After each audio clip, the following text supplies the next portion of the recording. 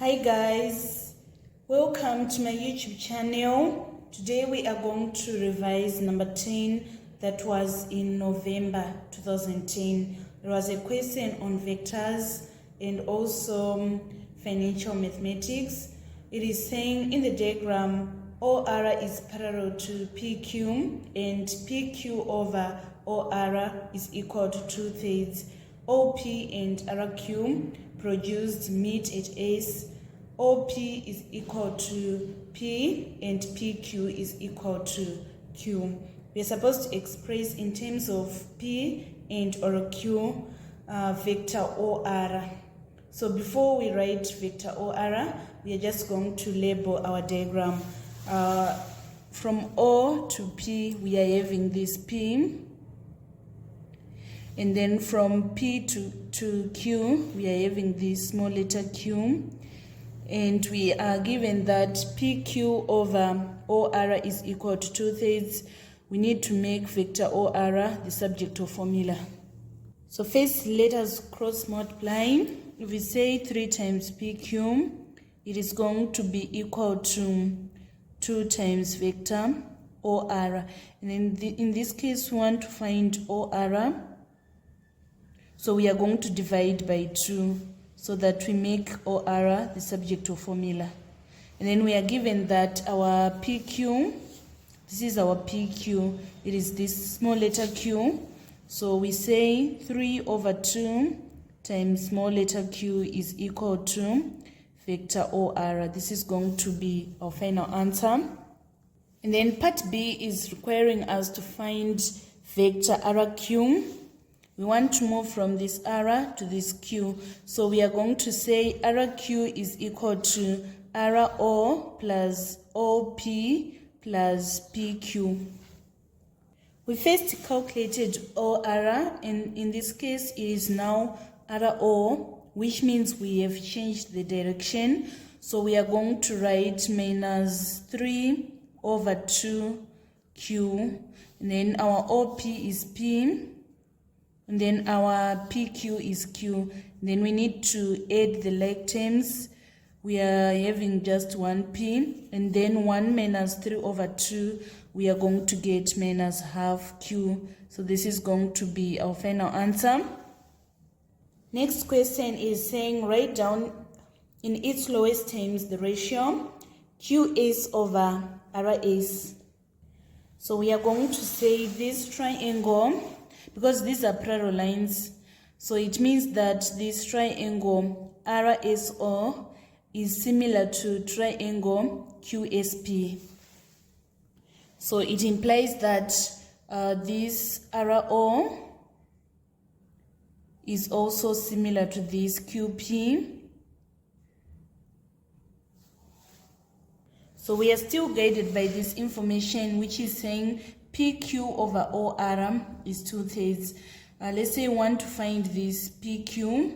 We are going to say PQ is equal to 2/3 of OR. So the scale factor that we need to reduce this OR into this PQ, it is this 2/3. So the same scale factor is going to apply here. If we say it is QS is similar to RS, and then the question is saying write down in its lowest terms QS over RS. It is going to be 2/3 times QS is equal to RS. So let us see on the diagram. We are saying QS over RS. So we need to find the scale factor that is going to enlarge QS for it to be RS. It is going to be 3/2 instead of 2/3. And then after that, for us to have this ratio QS over RS, it means that we first need to multiply by 2/3 on both sides, and also here we multiply by 2/3. And then after that, we divide both sides by RS, here by RS. So it implies that our QS over RS is going to be 2 over 3. And then part B is saying area of triangle PQS over area of trapezium OPQR. So we once said that QS over RS, it is 2 over 3.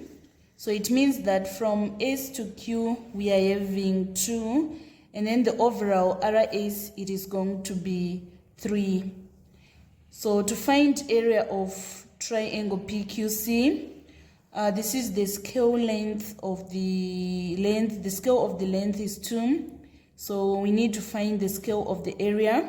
It is going to be 2 squared. So it means that on triangle PQS, we are going to say 2 squared and then we get 4. And then for us to have this RQ, the overall is 3.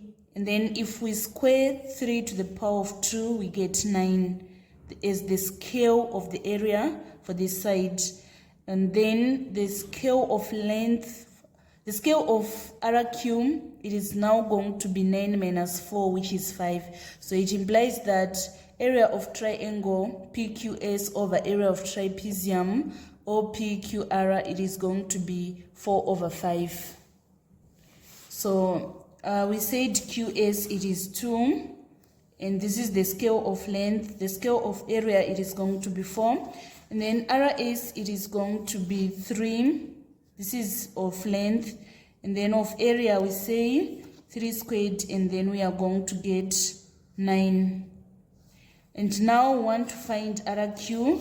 RQ, we are going to say it is RS minus QS, which is 9 minus 4. We are going to get 5.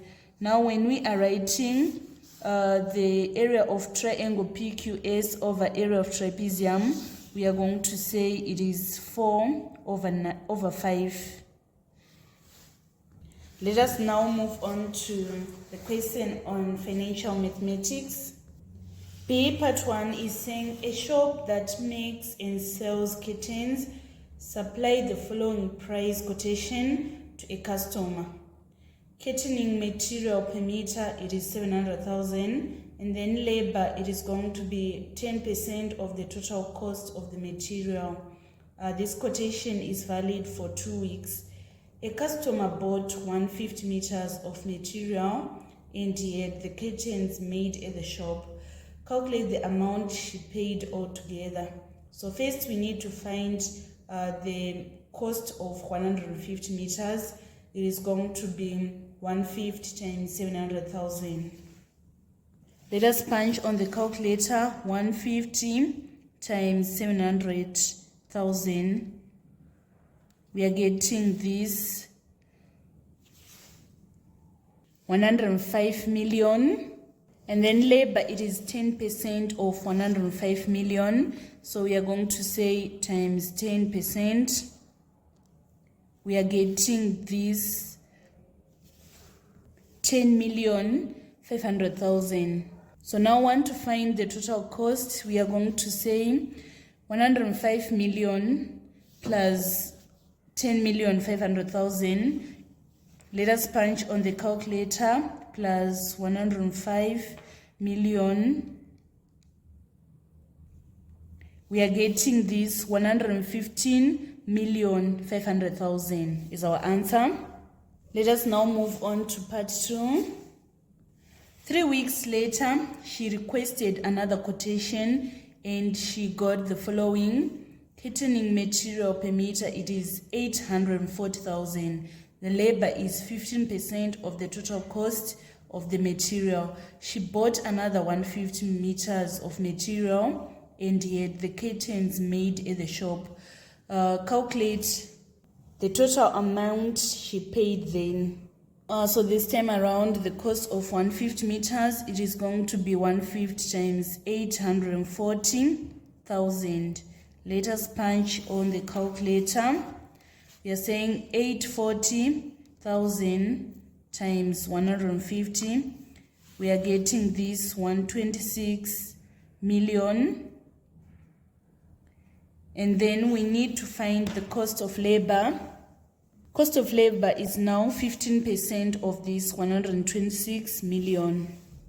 So we say 126 million times 15%, we are getting this 18,900,000. And then the total cost, we are going to say 126 plus this 18,900,000. We are getting our answer is 144,900,000. And then final part is saying the percentage increase correct to 3 significant figures. We are going to apply proportion. 100% is going to be considered as this 115,500,000. This is going to be considered as our 100%. And then we need to find the equivalent of 144,900,000. If we apply proportion, it is going to be more. So we say 144,000,000.9 divided by 115,500,000.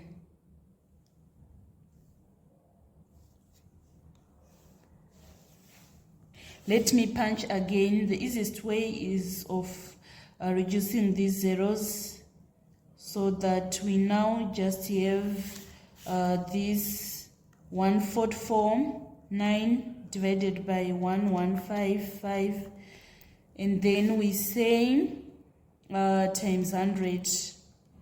We are going to get 125.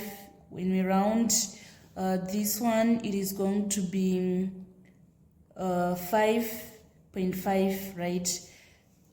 So it means that 144,900,000 is equivalent to 125.5%. And then we want to find the percentage increase.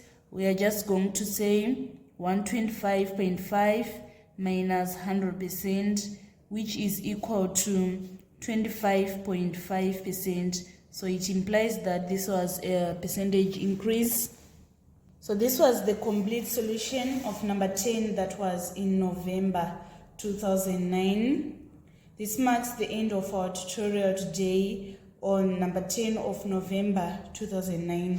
Thank you so much, guys, for following me on this channel. Please don't forget to subscribe, like, and share my videos. I love you all. This is Eve signing out.